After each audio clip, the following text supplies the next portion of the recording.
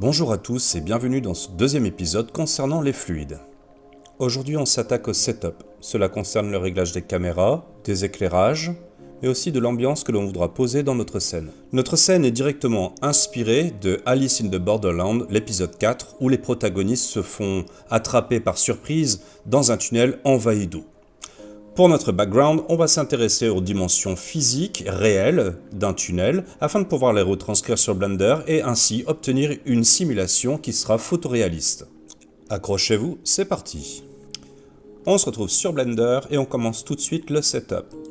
Je vais enlever ce qui ne m'intéresse pas, je vais garder la caméra et on va lui ajouter quelques options. Donc Shift A, je vais aller chercher un empty avec quelque chose d'assez visible et avec des arrows. Et je vais l'appeler Focus. Je vais donc prendre ma caméra, la lier au focus, donc CTRL P pour faire un parentage, voilà. Ce que je veux maintenant, c'est que ma caméra, à chaque fois, se focalise donc justement sur notre focus. Donc on va ajouter une contrainte, tracking to focus. Voilà, donc ça nous permet de pouvoir sélectionner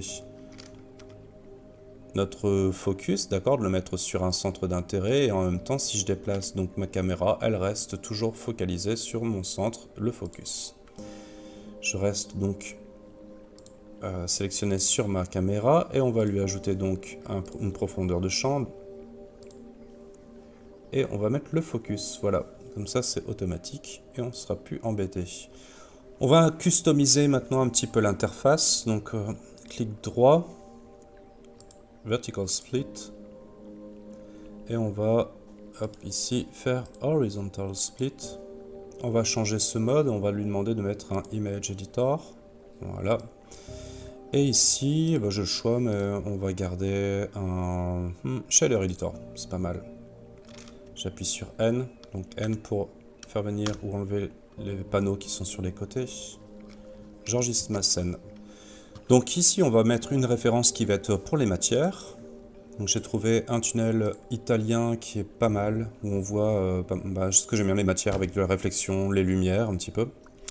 Et ici, on va venir importer justement ce qu'on avait vu tout à l'heure, donc les références avec les dimensions. Avant de faire ça, plutôt que faire une bêtise, je vais appuyer sur la touche 1, je centre, Shift A, référence et dimension, boum. J'ai déjà, en fait ici, on va le recadrer un petit peu, on va le recentrer. C'est approximatif, il n'y a pas besoin d'être ultra précis. Le sol, on va le mettre sur l'axe. Ok, c'est bon. Donc on sait qu'ici, il y a 3,75 m, ce qui correspond donc à 1, 2, 3, et à peu près jusqu'ici. Donc on prend l'image, on va faire un scale. C'est vrai qu'on ne peut pas manipuler, donc je vais le mettre plutôt comme ça, au moins on verra. Hop, j'appuie sur S. Tac, on va mettre à peu près là. Hein, ça arrive aux 3/4 du 4e carreau, donc on est bon. Ici, on a les dimensions qui sont correctes. Et je vais donc pouvoir le rendre non sélectionnable. Je sais pas si ça se dit. Mais en gros, donc il faut simplement faire ça. Hop, prendre tous les petites icônes qui sont affichables ou non ici. Toggle, hop, et le empty, je vais l'appeler donc référence. Et je vais faire donc en mode non sélectionnable. Donc ici, on peut faire ce qu'on veut, on ne peut pas l'avoir. Je pense qu'on est pareil pour la modélisation. Donc, Shift A, Mesh, Plane. On va mettre donc 1 mètre. On va le reculer un peu, voilà. Comme ça, on le voit bien. Je vais mettre aussi le mode X-Ray au cas où. Ça me permettra de voir à travers les dimensions. On est bon. Donc ce qu'on va faire, c'est qu'on va s'occuper de la modélisation simplement de la partie droite. On va pas faire le dessus, forcément, on va mettre simplement ce qui nous intéresse, ce qui est visible. Et après, donc, on va mettre un miroir pour qu'on puisse faire la partie gauche. Automatiquement. Donc là, on va mettre... ouais, je vais mettre un empty, ça sera plus pratique. Je vais mettre axe, miroir.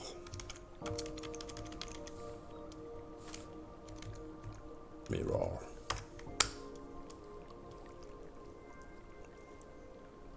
Ok. Je vais mettre donc un modificateur mirror. On va venir sélectionner l'axe. Ok, on est bon. Sauvegarde.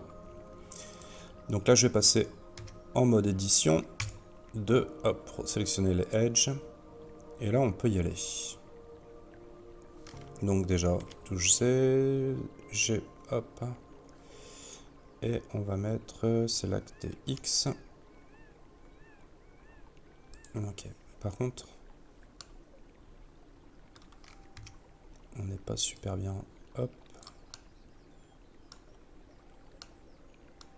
Je vais mettre au même niveau du sol, c'est bon. Tabulation. Ok. Donc j'appuie sur la touche 1 pour mettre en vue de face. On va zoomer un petit peu. On déplace. Donc on appuie sur la touche E pour extruder. Donc on voit un petit peu. Et on va suivre ce schéma-là. Plus ou moins. On va pas oublier la bordure aussi. Tac. Je vais faire ça pour l'instant. Hop.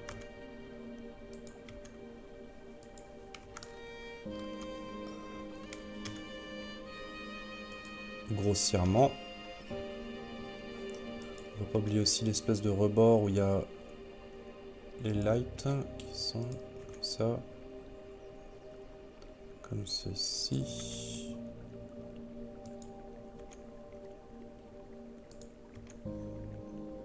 Voilà.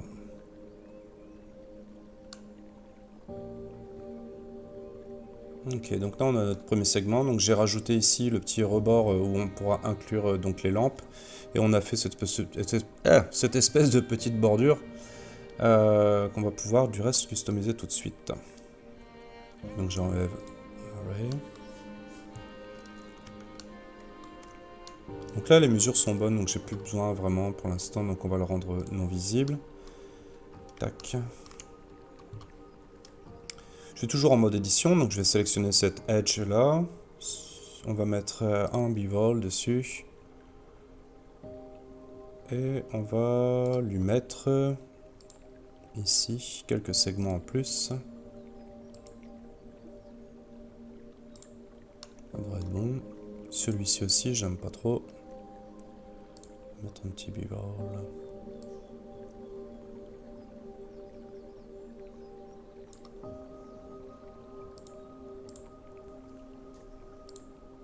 On va s'occuper maintenant des petits détails, donc on va essayer de faire simplement un tronçon qui part du début de la lampe jusqu'au début de la deuxième lampe, et de faire quelques segmentations pour avoir justement ce côté blanc, ciment, je sais pas ce que c'est comme, c'est pas de la peinture, je pense pas. Donc on va avant tout chercher quand même à agrandir le segment, parce que là il est assez court. Donc pour cela, je vais mettre hop, le snap. Je vais mettre sur Grid, Absolute Grid, il est bon. Et là, on va faire un segment un peu plus... Hop. Voilà. Voilà, je vais tweaker un peu, donc... tac. Ça ferait un blanc, un noir, un blanc, un noir. Faire quand même un segment un peu plus grand. Hop. Et puis on va tweaker. Tac. Je vais passer en sélection de face. Ici, je vais prendre... J'ai enlevé mon aimant. Je vais prendre ici pour faire ma lampe. Hop, un scale. Voilà. Ça m'a l'air bon tout ça. Ok, on sauvegarde. Maintenant, on peut s'occuper donc des textures. Alors, ce qu'on va faire, on a déjà notre plan de sélectionner. Donc, par contre, on va l'appeler segment, tunnel, ou tunnel simplement parce que ça va être celui-là. Hop, tunnel. Ok. Et on va faire une texture pour le blanc, une texture pour le ciment, une texture pour le plafond et une texture ici pour ça doit être du métal, on va dire du plastique quasiment, hein. Il y a un revêtement. C'est parti. Donc, tac, on est bien dessus, c'est bon. Je vais créer donc une nouvelle texture. New. Material, je vais l'appeler béton. Une deuxième que je vais appeler plafond.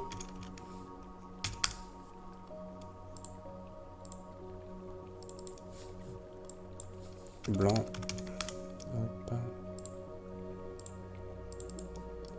lampe.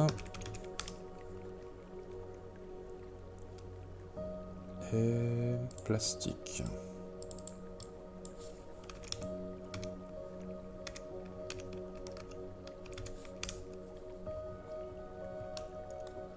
Ok. Donc là pour l'instant je vais le faire de façon un peu plus succinct, on va dire, dans le sens où je vais pas aller chercher. Vous pouvez aller voir sur des banques de textures que je mettrai en lien, qui sont gratuites, mais en gros il suffit simplement d'importer dedans en texture coordonnates. Et c'est bon. Donc là, pour le béton, on va regarder donc le béton, on va prendre plus ou moins cette couleur-là. On va désaturer un petit peu parce que là, c'est l'éclairage qui fait que c'est un peu de cette couleur-là. On va le mettre un peu plus foncé. On sait que c'est pas métallique, donc c'est bon. Le specular, on peut le mettre à 0. Le roughness, forcément, c'est du béton, donc on va pas non plus le mettre à fond. Ok. Là, je suis encore en edit mode, je vais passer. Donc, je vais mettre entièrement tout en béton. Donc, techniquement, il devrait être tout en béton.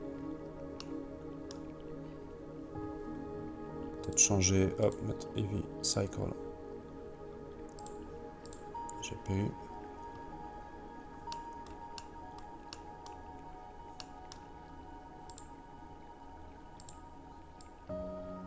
Ok, il me le prend. Donc pour qu'on y voit un peu plus clair, on retourne dessus. On va mettre donc toujours en édition. Ok, Edit Mode. On va toujours être en Face, donc 3. Et on va sélectionner celle-ci. On revient sur notre panneau avec les lampes. Et on va lui mettre donc ici, Assigne. Émission. Hop, Strength 50. Donc faites attention parce que Strength, il n'a pas, donc la force, la puissance, il l'a pas sur les versions en dessous du 2.9. Je préfère vous le dire, c'est d'où l'intérêt de se mettre à jour à chaque fois. On peut y parvenir autrement, hein, mais il faut mettre des nodes en plus, donc c'est un peu bête. Donc ici on va mettre à 500, peut-être un peu moins. 150, pour l'instant ça suffira. On va sélectionner après donc...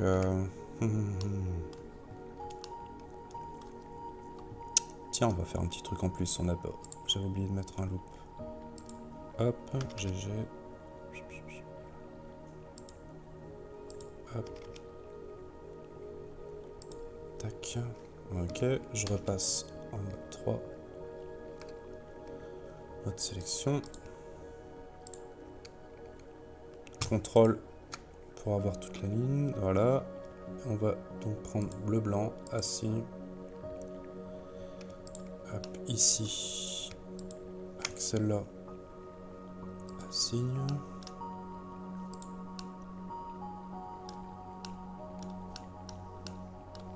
Ah, il ne l'a pas pris. Blanc, assigne.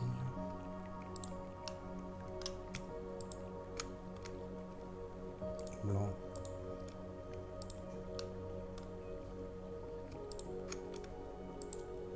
On va répéter à chaque fois cette opération-là, donc pour mettre en peinture, on va dire. Ok. Blanc. On va essayer de mettre un peu plus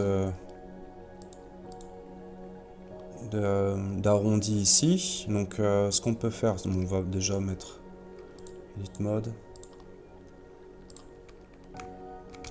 Hop. Celui-ci aussi. Majuscule. CTRL. B-Roll. Voilà. Et si on veut être un peu plus propre sur le tout, ce qu'on va faire, c'est on va mettre donc l'intégralité de notre modèle en Shade Smooth. Et on va venir ajouter un modificateur, Edge Split, qui permettra justement de définir un angle sur lequel après il arrête de faire son adoucissement.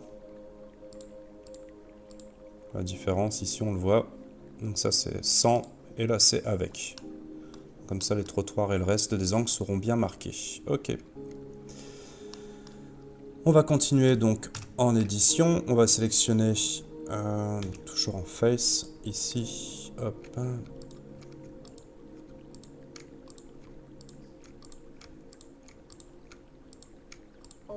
Hop. Et on va lui mettre comme matière le plastique à signe. On va choisir en couleur cette couleur-là. Pour le coup, c'est toujours pas du métal, mais par contre, roughness, on va le baisser. Specular. Ouais, on va le laisser comme ça aussi. Ok. Ce qu'on peut faire ici, par contre, c'est peut-être lui ajouter un peu plus de détails. Là, il y a ces espèces de lames qui viennent. On va refaire le même que tout à l'heure. Donc, edge.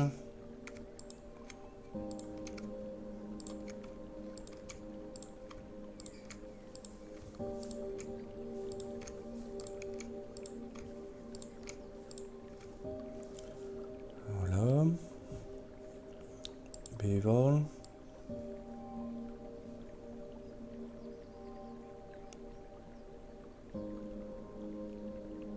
Ok. Extrude. Ok.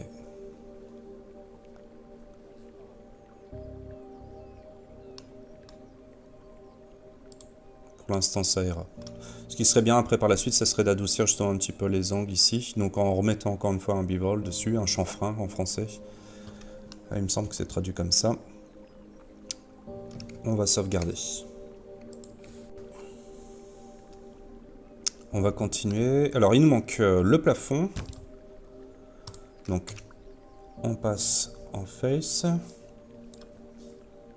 Le plafond, on va lui mettre donc ce matériel là. On va le faire assez foncé pour bien contraster. Je vois qu'il n'y a pas que celui-là en fait. Hein. Il y a tout le reste. Ça a l'air d'être bon. Roughness, ouais. Ça a l'air d'être relativement quand même assez rugueux. Specular, non. Shine tint, non, pas trop. Ok. Donc le béton, on l'a appliqué. Le plafond, on l'a mis. Le blanc, il est bon. Ok, par contre le blanc, il y a un léger... On va mettre un petit peu... Bon, ça a l'air d'être bon. Ok.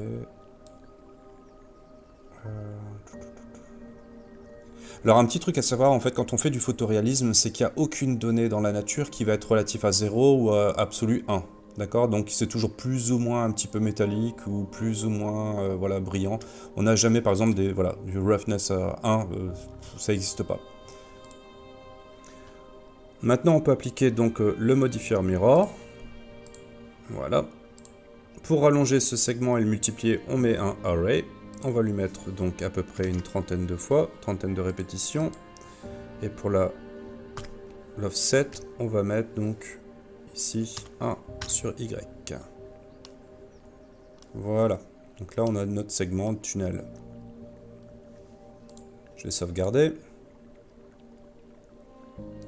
On va passer sur la vue de dessus. En wireframe, ça sera plus pratique.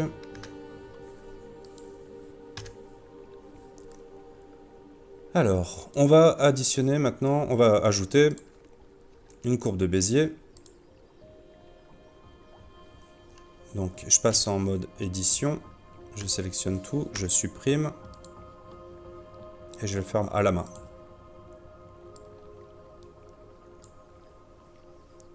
Voilà.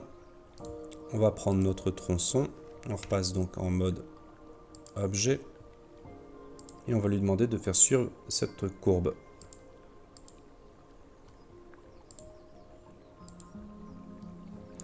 Alors il est un petit peu capricieux. On va devoir donc lui appliquer une rotation.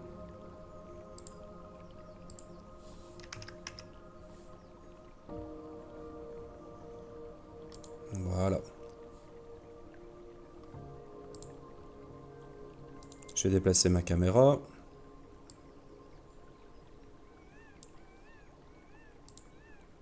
Ok.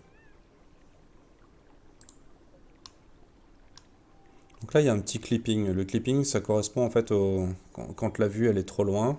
Là, on va regarder déjà si ça vient de nous ou pas. Alors view, ici clipping end 1000 mètres. Donc on va mettre peut-être 3000 mètres. Ok. On va venir après regarder dans la caméra.